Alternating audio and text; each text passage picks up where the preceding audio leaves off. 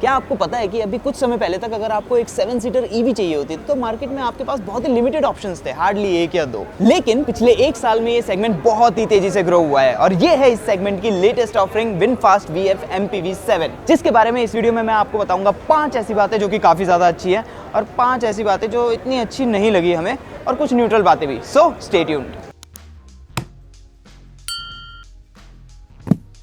और आइए शुरू करते हैं 5 बढ़िया चीज़ों से, जिसमें से सबसे पहली है चार्जिंग। तो ये गाड़ी 10 to 70% तक 30 मिनट्स में चार्ज हो सकती है अगर आप 80 किलोवाट का DC फास्ट चार्जर यूज़ करो तो।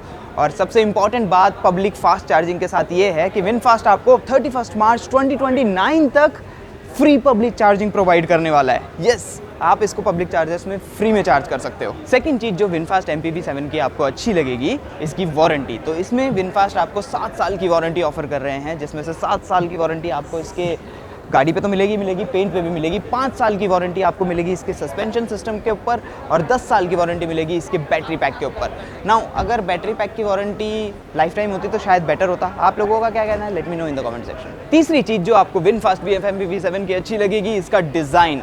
मतलब अभी जो मार्केट में 7 सीटर MPVs हैं इलेक्ट्रिक वाली, उनके कंपैरिजन में इसका डिज़ाइन आपको थोड़ा ज़्यादा बेटर लगेगा। फ्रंट में आपको ये कनेक्टेड सिग्नेचर V शेप में DRLs मिल रहे हैं, LED हेडलैम्प्स है। सिंपल सा फ्रंट प्रोफाइल है लेकिन अट्रैक्टिव लगता है। Then coming to the sides, आपको 19 इंच के एलॉयज मिलेंगे जो कि एरो प्रोफाइल्ड हैं और काफ़ी अच्छे लगते हैं दिखने में। और इनका एक फ़ायदा ये भी है कि ये व्हील एक्सिस को काफ़ी अच्छे से फिल करते हैं। यहाँ पे टेस्टफुली आपको बॉडी क्लैडिंग भी दिखेगी व्हील एक्सिस के ऊपर, थोड़ी सी यहाँ रनिंग बोर्ड पे। प्लस जो इसका विंडो एरिया है काफ़ी बड़ा है, तो काफ़ी सारी सनलाइट अंदर जाएगी। और यहाँ बेल्ट लाइन के ऊपर आपको ये क्रोम फिनिश भी दी हुई है, अगेन अच्छी लगती है। Then coming to the rear, again connected tail lamp V shape में विनफास्ट लिखा हुआ है, MPV7 की बैजिंग हो गई। काफ़ी neat and clean rear profile है इसकी। जैसा मैंने बताया ना, दिखने में गाड़ी अच्छी लगती है। और हाँ, डिज़ाइन के साथ साथ डायमेंशन भी इस गाड़ी का एक काफ़ी स्ट्रॉन्ग पॉइंट है, क्योंकि इस गाड़ी की जो ओवरऑल लेंथ है, या बेसिकली ये कहूँ कि डायमेंशन वाइज ओवरऑल ये अपने जो भी कंपटीशन है उनसे कहीं ना कहीं थोड़ी बड़ी है। इसका व्हील बेस भी सेगमेंट में सबसे बड़ा है, 2840 mm का। नेक्स्ट, इस गाड़ी के अच्छे खासे डायमेंशंस का फायदा यहाँ इंटीरियर में भी आपको काफ़ी अच्छा मिलता है। जैसे कि ये सेकंड रो सीट देख लीजिए, अभी ये ड्राइवर सीट मेरे हिसाब से एडजस्टेड है। मेरे पास knee room, leg room, head room, किसी चीज़ की कोई कमी नहीं है। और तो और आप इस सेकंड रो सीट को आगे पीछे स्लाइड कर सकते हो, फ्लेक्सिबिलिटी भी खूब मिलती है। और अब थर्ड रो में चलते हैं, जहाँ एंटर करने के लिए हालांकि थोड़ी सी इनकन्वीनियंस आपको लगेगी, क्योंकि ये सीट प्यार से डंबल डाउन नहीं होती है, आपको इसको ऐसे एग्रेसिवली करना पड़ता है, छोड़ना पड़ता है। हालांकि एंट्री के लिए आपको अच्छा स्पेस मिलता है और मोरओवर ये सीट्स काफ़ी भारी हैं, लेट मी टेल यू। हाँ, हालांकि एक बार आप यहाँ थर्ड रो में सेटल डाउन हो गए तो आप नोट करोगे कि नी रूम आपके पास ठीक ठाक है, हेडरूम की भी आपको कोई कमी नहीं लगेगी। अंडर थाई सपोर्ट यस वो थोड़ा सा कम है, लेकिन लेग रूम अच्छा है।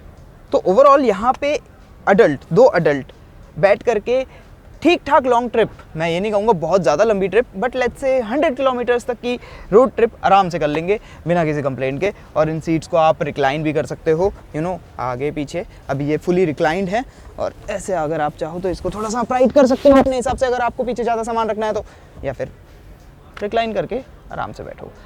हालांकि जो यंग ऑक्यूपेंट्स होंगे वो तो यहाँ पे काफ़ी कंफर्टेबल रहेंगे, क्योंकि उनके लिए यहाँ कप होल्डर है, थोड़ा सा स्टोरेज स्पेस है। लेकिन आजकल के ज़माने के हिसाब से चार्जर नहीं है, ना तो टाइप सी USB पोर्ट है और ना ही 12 वोल्ट सॉकेट है।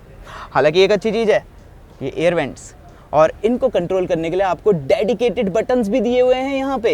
आप अपनी AC की स्पीड को यहीं से कम ज़्यादा कर सकते हो एंड AC को ऑन ऑफ भी यहीं से कर सकते हो, मतलब थर्ड रो के लिए स्पेसिफिकली। नेक्स्ट चीज़ जो आपको इसकी काफ़ी अच्छी लगेगी, इसका बैटरी पैक। इसमें आपको एक बड़ा 60 किलोवाट आवर का बैटरी पैक मिलता है, वेल 60.13 टू बी एक्जैक्ट, जिसका मतलब बनता है कि आपको रेंज मिलती है 517 किलोमीटर्स की। हालांकि ये ARAI सर्टिफाइड रेंज है, रियल वर्ल्ड में ये क्या रेंज देगी वो हम जरूर टेस्ट करेंगे। सो मेक श्योर कि आप लोग सब्सक्राइब कर लीजिए ताकि वो वीडियो आप लोग मिस ना कर लें। और अब आइए बात करते हैं कुछ नॉट सो कूल फीचर्स की, जिसमें सबसे पहले आप नोट कर सकते हो आपकी आंखों के सामने है ये स्क्रीन, क्योंकि सारी की सारी डिटेल्स इस 10.1 इंच स्क्रीन के अंदर है। नाउ स्पीडोमीटर चलो चलता है, ठीक है, थोड़ा सा डिस्ट्रैक्शन है बट ओके। लेकिन ये प्रॉब्लम सिर्फ यहीं पे एंड नहीं होती है, क्योंकि इस स्क्रीन के थ्रू आपको हर एक चीज़ कंट्रोल करनी पड़ती है गाड़ी की। जैसे कि गाड़ी को लॉक अनलॉक आप यहाँ से करोगे, इसमें जो मिरर आपके ORVMs के कंट्रोल है वो यहाँ से आपको करने पड़ते हैं। एयर कंडीशनिंग के कंट्रोल्स आपके यहाँ पे हैं। Basically you are getting my point कि हर एक चीज़ गाड़ी की आपको यहीं से ही कंट्रोल करनी पड़ती है, चाहे आपके ड्राइविंग मोड्स हों, रीजन ब्रेकिंग के मोड्स हों, electronic parking brake auto hold करेगी नहीं करेगी, वो सब भी।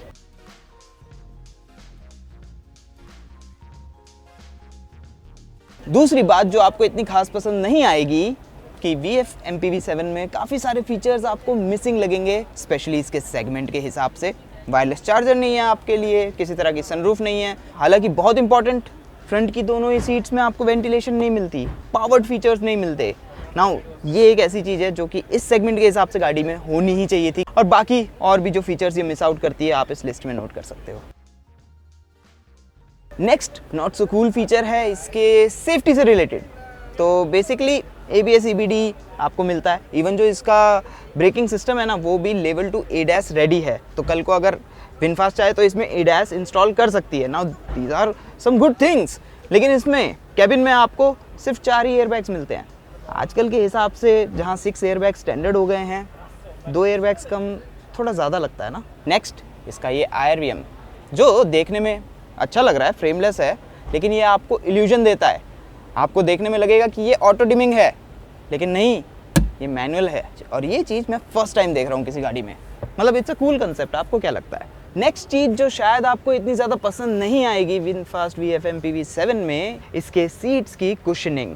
देखिए जो ये सीट्स हैं, अगर आप नोट कर पा रहे हो तो काफ़ी चंकी हैं, काफ़ी थिक हैं। देखने में ऐसा इल्यूजन देती हैं कि ये काफ़ी कंफर्टेबल होंगी, बट एक बार जब आप इन पे बैठते हो तो आपको रियलाइज़ होता है कि नहीं, ये इतनी ज़्यादा कंफर्टेबल नहीं है। और जो अंडर थाई सपोर्ट है यहाँ सेकंड रो सीट में, ये काफ़ी इंट्रूसिव सा है। मतलब ये आई वोंट से कि आपको सफिशिएंट नहीं मिलता है, मैं ये कहूँगा कि ये ऐसे ऊपर उतना उठा हुआ है कि ये आपको थोड़ा ऐसे इंट्रूसिव सा लगेगा, अनकंफर्टेबल सा लगेगा। सेकंड रो में यहाँ आपको आर्म रेस्ट भी नहीं मिलता है। नाउ दैट्स अ बमर, होना चाहिए था। और अब आइए बात करते हैं कुछ न्यूट्रल पॉइंट्स की, जिसमें से सबसे पहला है इसका प्राइस। तो इसके एक्स-शोरूम प्राइजेस शुरू हो रहे हैं 24,50,000 रुपये से। नाउ अब आप ये कहोगे कि इस गाड़ी के हिसाब से शायद ये प्राइस पॉइंट ज़्यादा नहीं हो गया लकी, बट ऑनेस्टली अगर आप कंपटीशन को देखो तो ये कहीं ना कहीं बीच में स्टैंड करती है। E-Max 7 से ये सस्ती है, तो वहीं Kia Carens Clavis EV से ये थोड़ी सी महंगी है।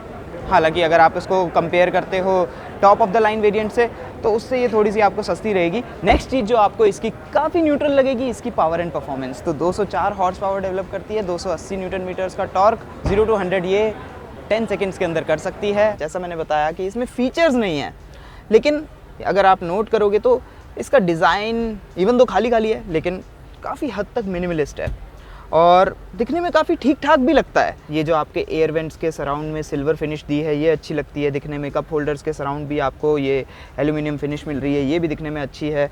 आपको सॉफ्ट टच लेदरेट मिलता है और प्लास्टिक की क्वालिटी एक्चुअली डिसेंट इनफ है। एंड मोर ओवर आपको इसका स्टीयरिंग भी अच्छा लगेगा। फ्लैट बॉटम है, 3 स्पोक है, लेदर रैप्ड है, इसको आप टिल्ट एंड टेलीस्कोपिकली एडजस्ट कर सकते हो। तो बेसिकली अपनी परफेक्ट ड्राइविंग पोजीशन यहाँ पे ढूंढना इज़ नॉट डिफ़िकल्ट। हालांकि एक चीज़ जो नोट करने वाली है कि सेकंड रो सीट और थर्ड रो सीट्स थोड़ा सा ऐसे ऊंचाई पे है, स्टेप पे है। एज अ रिजल्ट यहाँ से आपको आगे का व्यू अच्छा दिखता है। ड्राइवर सीट्स या फ्रंट रो सीट्स आपके व्यू को ब्लॉक नहीं करती है। इसका बूट स्पेस 126 लीटर्स के अराउंड है अगर आपकी सातों की सातों सीट्स अपराइट है। बेसिकली थर्ड रो अगर अपराइट है। हालांकि अगर आप इसको फोल्ड करते जाते हो, थर्ड रो को भी फोल्ड करते हो, सेकंड रो को भी फोल्ड करते हो, तो आपको 1200 लीटर से ज़्यादा का इसमें कार्गो स्पेस मिल जाता है। हाउएवर इस सिचुएशन में बूट स्पेस काफ़ी न्यूट्रल सा है। और अब बारी है आप लोगों की, let us know in the comment section की विनफास्ट की VF MPV7 आप लोगों को कैसी लगी। एक चीज़ तो बताना ही भूल गया कि इसका जो ये आर्म रेस्ट है काफ़ी डीप है, काफ़ी ज़्यादा स्टोरेज है इसमें। Nice. Anyway coming back to the point, कैसी लगी कमेंट सेक्शन में ज़रूर बताइएगा। जैसा मैंने बताया कि इसके एक्स-शोरूम प्राइजेस 24,50,000 रुपये से शुरू हो रहे हैं। प्राइसेस के ऊपर आपके क्या थॉट्स हैं, let us know in the comment section. And thanks for watching. Video अच्छी लगी है तो लाइक एंड सब्सक्राइब कर लीजिएगा यहाँ पे, और यहाँ पे आगे की वीडियोस देखिए। ड्रिल तो आपको पता ही है। सी यू नेक्स्ट टाइम।